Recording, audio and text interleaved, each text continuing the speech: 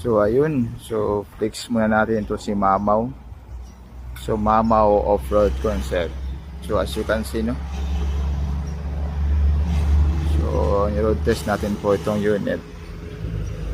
So as you can see, napaka mamaw, napaka astig tingnan. So ayun, so makita ninyo, no, loaded po yung unit, napaka off-road po talaga. So ayun, so still front bumper still po yan, customized by AN Garage. So by shout out sa fabricated natin si Jerry Lasaga, Jerry in Mologan, Salvador. Shout out Jerry. So 15 inches mugs and tire. So material tire po yan, Conforcer. Yun sa likuran naman, ito po yung resulta ng ano. Ang unit pala is every D64V every van, manual 4x4. So as you can see, no, ayun yung taillight natin, pinafix natin sa steel bumper sa likuran. So mamaw talaga, no. So ito pala ang unit na ito is customer from Bukidnon. So shout out kuya, nagpa ano lang po si kuya, nagpa lift up, nagpa off-road concept lang po ng gulong at saka bumper front and back. So ayun, so sa kanya po itong unit. So pinatrabaho lang po niya sa akin yung lift up, mugs and tire, steel bumper front and back. So ito na po yung resulta. So na road test natin.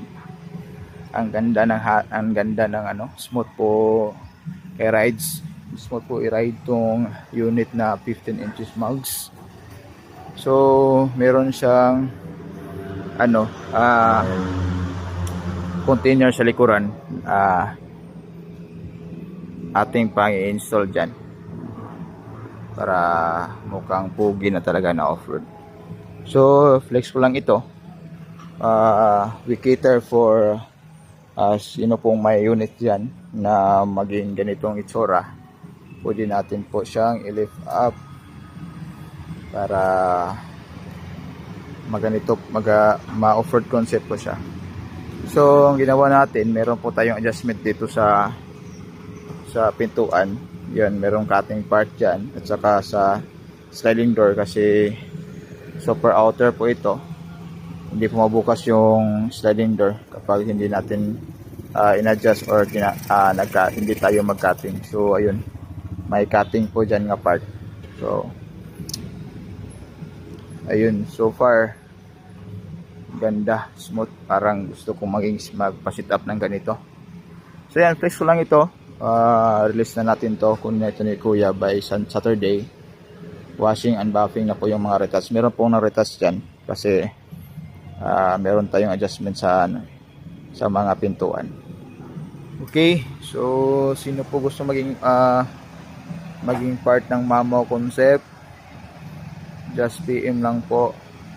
Okay, this is Ronald Basilio from AN Garage. Good morning everyone and good vibes. God bless.